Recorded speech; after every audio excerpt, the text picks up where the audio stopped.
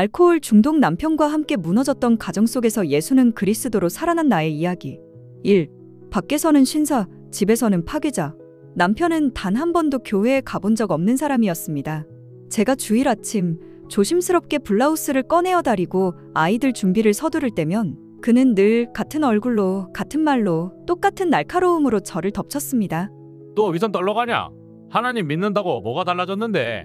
그 시간에 밥이나 한 끼 제대로 차려.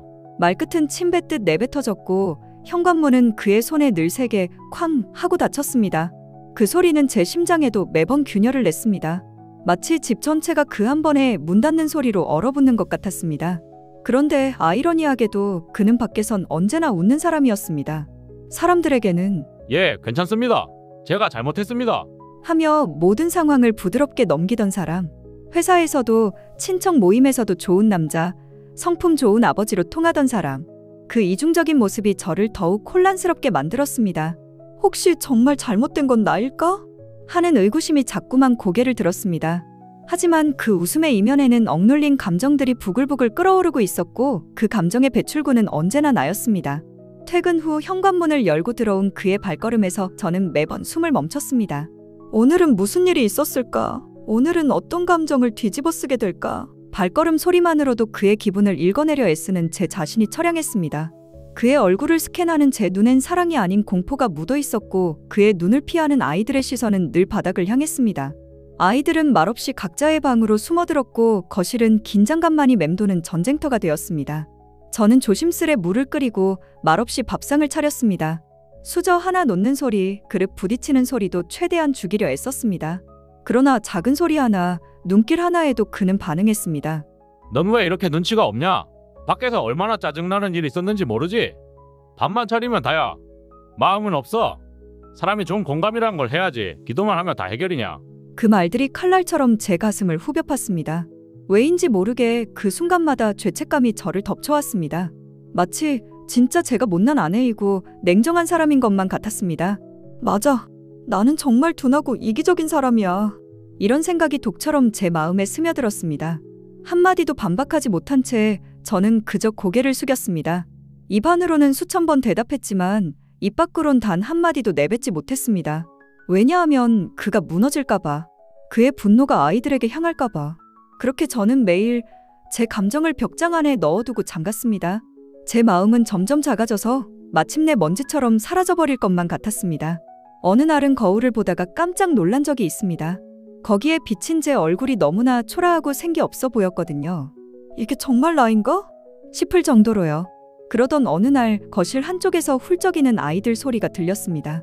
큰애는 소파 뒤에 숨었고 막내는 저희 치마자락을 꼭 붙잡고 있었습니다. 아이들의 두려움에 찬 눈빛을 보는 순간 제 가슴이 찢어지는 것 같았습니다. 내가 이 아이들을 지켜줘야 하는데 오히려 더 무서운 환경을 만들고 있구나 하는 자책감이 밀려왔습니다. 그 아이들을 아는 채 저는 너무나 조용히 그러나 뼛속 깊이 스며드는 생각을 했습니다. 내가 사라지면 이 집이 조용해질까? 바닥에 떨어진 수건을 줍듯 그 생각은 너무나 자연스럽게 너무나 익숙하게 제 마음에 자리 잡았습니다. 그 순간 이상하게도 마음이 편해지는 것을 느꼈습니다. 마치 오랫동안 풀리지 않던 문제의 해답을 찾은 것 같았습니다. 그때 제 안에서 더 깊고 어두운 속삭임이 시작됐습니다. 너만 없어지면 돼. 너 때문에 그 사람도 아이들도 힘든 거야. 왜 그렇게 눈치 없게 굴어? 너 진짜 둔하구나. 기도한다고 뭐가 바뀌었는데? 똑같잖아. 그 사람도 하나님도 다 널 실망한 거야. 사람들이 몰라서 그렇지. 너 참 쓸모없는 존재야. 이 속삭임은 차갑고 논리적이었습니다. 마치 내 안에 또 다른 나가 객관적인 척하며 저를 해체하듯 말했습니다. 그 목소리는 제가 평소 자신에게 했던 말들과 너무나 닮아 있었습니다. 익숙하고 설득력 있고 거부하기 어려웠습니다. 그리고 저는 그 말에 반박조차 하지 못한 채 조용히 끌려가고 있었습니다. 아이를 안고 있으면서도 제 가슴은 텅 비어 있었습니다. 마치 제 안에서 무언가가 천천히 꺼져가고 있는 것 같았습니다. 사랑도 희망도 심지어 고통조차도 점점 무뎌져 갔습니다. 그 밤 누구에게도 말할 수 없는 속삭임이 제 귀에, 제 생각에, 제 뼛속에 파고들었습니다. 잠들기 전 천장을 바라보며 저는 조용히 중얼거렸습니다. 하나님, 정말 이게 답일까요? 그리고 저는 정말로 믿기 시작했었습니다. 내가 사라지면 이 집이 평화로워질 거야. 하나님도 이제 나를 포기하셨겠지. 나 같은 건 없어도 괜찮은 존재야. 그때 저는 몰랐습니다.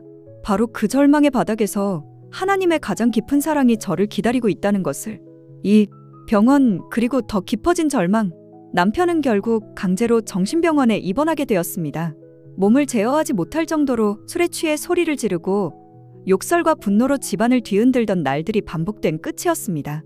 구급차가 집 앞에 섰던 그날 아이들의 울음소리와 남편의 절규가 온 동네에 울려 퍼졌습니다. 한 달 입원. 그건 마치 누군가 내게 한 달만 숨 쉴 틈을 줄게 하는 것처럼 느껴졌습니다. 처음 며칠은 정말로 해방감을 느꼈습니다. 아이들과 웃으며 저녁을 먹고 밤에 두려움 없이 잠들 수 있다는 것이 꿈만 같았습니다. 하지만 이상했습니다. 남편이 없는 집에서조차 제 안의 공포는 사라지지 않았습니다. 오히려 며칠이 지나자 이 평화가 너무 낯설어서 불안해졌습니다. 아이들을 재우고 불 꺼진 거실에 앉아있으면 마음속에서 낯익은 속삭임이 다시 고개를 들었습니다. 이건 일시적일 뿐이야. 그 사람 절대 안 바뀌어. 지금 평안한 것 같지? 착각하지 마. 너는 결국 또 그 지옥으로 돌아가야 해. 그 말들은 조용했지만 너무 선명했고 현실보다 더 실제처럼 들렸습니다. 마치 제 안에 또 다른 예언자가 살고 있는 것 같았습니다. 미래를 너무나 정확히 내다보는. 남편은 병원에선 얌전했습니다. 의사 말도 잘 듣고 약도 성실히 복용했습니다. 가끔 병원에서 걸려오는 통화 속 그의 목소리는 맑고 차분해 보이기도 했습니다. 여보, 정말 많이 반성하고 있어. 이제 달라질게. 아이들한테 미안하다고 전해줘. 그런 말들을 할 때면 잠깐 희망이 고개를 들기도 했습니다. 주변 사람들은 말했습니다. 이제 좀 괜찮아지겠다. 역시 치료를 받으니 달라지네. 이제부터 새 출발이야. 잘 이겨냈다. 하지만 저만은 남편이 집으로 돌아오는 날이 두려웠습니다. 사람들의 희망적인 말들이 오히려 제게는 부담이 되었습니다. 나만 믿지 못하는 건가? 나만 부정적인 건가? 하는 죄책감까지 들었습니다. 날짜가 다가올수록 심장은 쿵쾅거렸고 저녁 시간이 가까워질수록 제 등엔 식은땀이 흘렀습니다. 오히려 그 한 달이 제게는 거짓된 평화처럼 느껴졌습니다. 조용했지만 그 조용함 너머엔 폭풍이 대기하고 있는 느낌. 마치 폭탄의 타이머가 째깍째깍 돌아가는 소리를 혼자만 듣고 있는 것 같았습니다. 그리고 결국 그는 돌아왔습니다. 퇴원 당일 그는 환한 미소를 지으며 집에 들어왔습니다. 아이들을 끌어안고 제게도 고생했어. 라고 말했습니다. 마치 정말 다른 사람이 된 것처럼. 첫날 밤 집에 들어오자마자 그는 냉장고 문을 열었습니다. 거기엔 술이 없었습니다. 하지만 그 눈빛은 벌써부터 무너진 채였습니다. 냉장고 문을 닫는 그의 손이 미세하게 떨리는 것을 저는 놓치지 않았습니다. 그리고 그 다음 날 그는 자신의 몸에 술을 붓듯 마셨습니다. 딱 한 잔만. 스트레스 해소 차 한 잔만. 그렇게 시작된 한 잔이 어떻게 끝나는지 저는 너무나 잘 알고 있었습니다. 단숨에 캔 2개, 병 하나를 비우고 그의 얼굴은 금세 피폐한 중독자의 그것으로 돌아갔습니다. 소파에 쓰러진 채 그는 중얼거리듯 말했습니다. 다 너 때문이야. 내가 나 가뒀잖아. 나를 미친놈 취급했잖아. 너만 아니었으면 내가 이 꼴은 안 났어. 그리고 그날 밤 그는 벽을 주먹으로 쳤고 이불 속에서 소리치며 잠에서 깨기를 반복했습니다. 그 공포는 무섭다는 말을 넘어 생존의 위협으로 다가왔습니다. 한 달간의 평화가 거짓말처럼 사라져버렸습니다. 아니, 오히려 그 평화 때문에 현실이 더욱 잔혹하게 느껴졌습니다. 저는 거실 바닥에 웅크려 앉았습니다. 말을 삼키는 게 아니라 숨을 삼켰습니다. 정말로 숨이 막혔습니다. 가슴이 조여와서 호흡이 가빠졌고 손끝이 저려왔습니다. 심장은 미친 듯이 뛰었고 이대로 시간이 조금만 더 지나면 심장이 터질 것만 같았습니다. 그때 또다시 들려왔습니다. 차가운 속삭임. 너무 논리적이고 너무 구체적인 그 말들. 됐잖아. 내가 뭘 했어. 넌 항상 믿고 속지. 사람은 안 바뀐다니까. 이제 어떡할 건데? 또 버틸 거야? 또 참을 거야? 기도? 그거 몇 년 했지? 결과가 이거야. 하나님? 너를 왜 도와야 하는데? 넌 그저 감정적인 위로나 찾는 한심한 여자야. 이쯤 되면 포기할 줄도 알아야지. 그 목소리는 마치 나를 너무 잘 아는 친구처럼, 너무 잘 아는 상처처럼 딱 내가 흔들릴 지점을 찔러왔습니다. 그 목소리에는 어떤 악의도 없었습니다.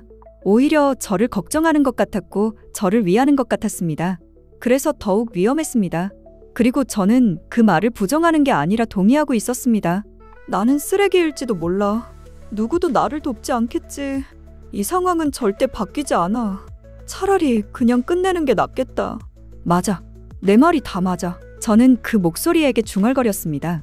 이제 그만 포기하자. 눈물도 나지 않았습니다.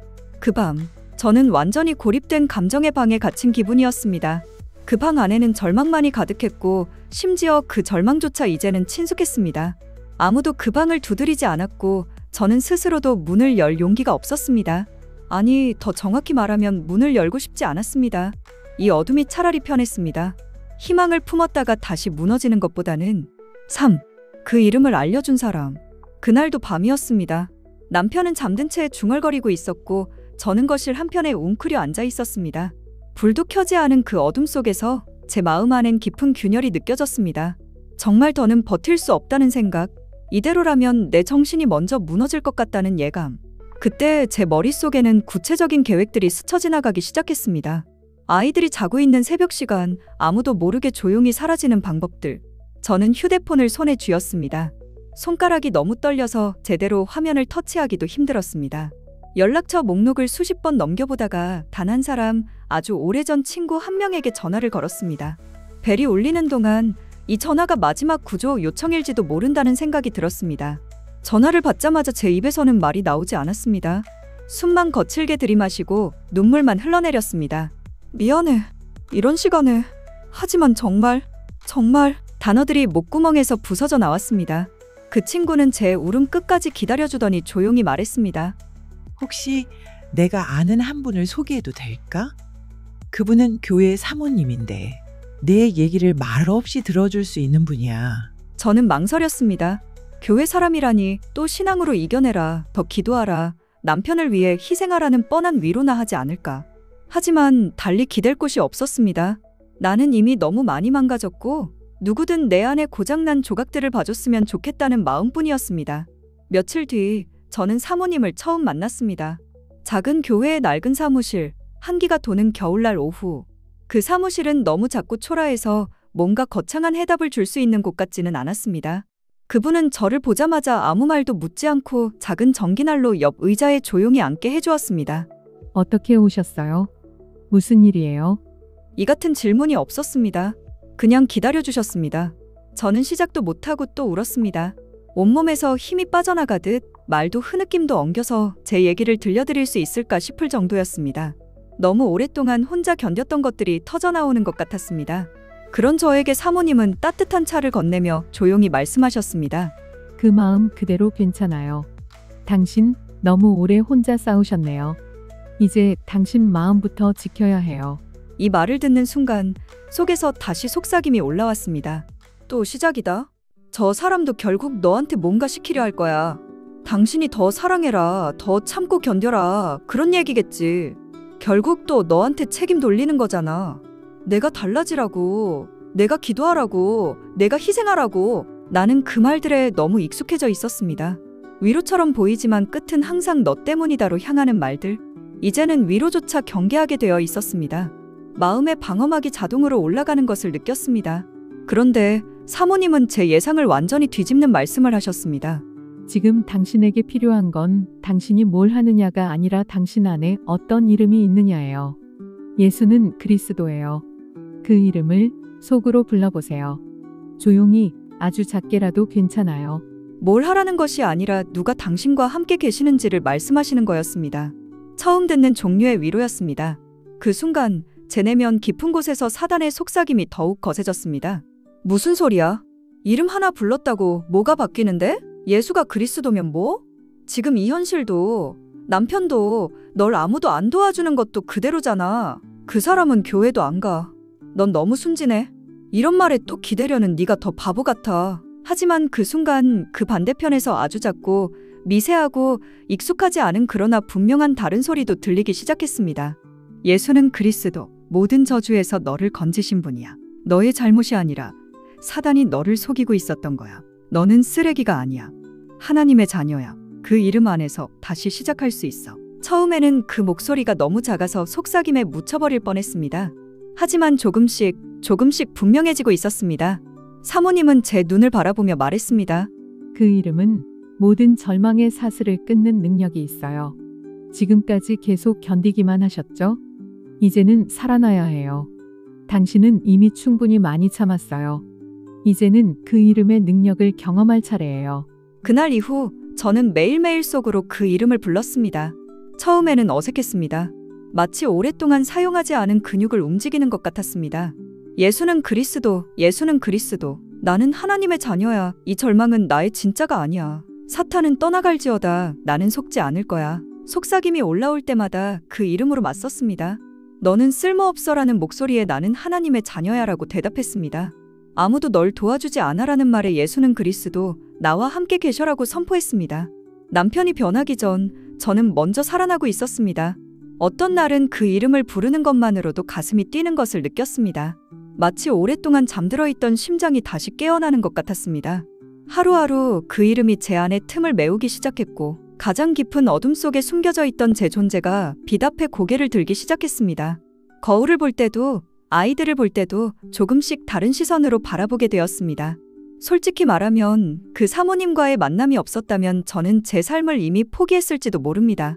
그 만남은 정말 마지막 순간에 던져진 구명밧줄 같았습니다. 그 만남은 하나님께서 제게 보내신 숨 쉴 틈이었고 절망 사이에 뚫린 은혜의 작은 통로였습니다.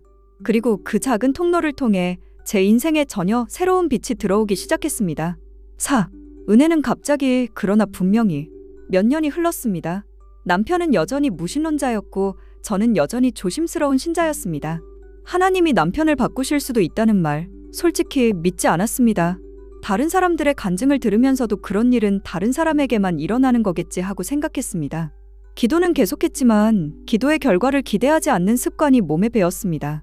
기도는 이제 습관일 뿐이었고 변화에 대한 기대는 포기한 지 오래였습니다. 그냥 살았습니다. 아이들이 자라는 걸 지켜보며 큰일 없이 하루를 버티는 것으로 충분하다고 스스로를 설득했습니다. 평범한 불행에 익숙해져 있었습니다. 그것이 제 인생의 전부인 줄 알았습니다. 그러던 어느 날 우리는 새로운 도시로 이사하게 되었습니다. 겉으로는 남편의 직장 때문이었지만 저에게는 그 도시에서 받은 조롱, 시선, 수치심을 지우고 싶다는 간절한 이유가 있었습니다. 알코올 중독자의 아내라는 시선, 동정 어린 눈빛, 아이들이 받았던 상처들, 모든 것을 뒤로하고 싶었습니다. 이사 후의 생활은 조용했습니다. 새로운 환경에서는 아무도 우리의 과거를 모르니 어떤 면에서는 자유로웠습니다. 남편도 저도 감정의 기복 없이 하루하루를 흘려보냈습니다. 맥주캔은 여전히 냉장고에 있었고 저는 그 캔을 치우지도 기대하지도 않았습니다. 그것이 우리 집의 정상이었으니까요. 어느 날 저녁 아무렇지 않게 집안일을 하던 중 남편이 조용히 소파에 앉아 말했습니다. 이상하게 술이 너무 싫어졌어. 냄새만 맡아도 더할 것 같아. 그 말이 순간 내 귀를 통과하지 않고 심장을 때렸습니다. 너무 갑작스러웠고 너무 조용했기에 오히려 더 강하게 박혔습니다. 마치 평범한 하루에 갑자기 천둥이 친 것 같았습니다. 하지만 천둥 소리는 아무도 듣지 못하고 오직 제게만 들린 것 같았습니다. 순간 내 안에서 또 속삭임이 들렸습니다. 그냥 기분 탓일 거야. 지금만 이러는 거겠지. 기대하지 마. 실망하지 않으려면 기대하지 마. 몇 번이나 그랬잖아.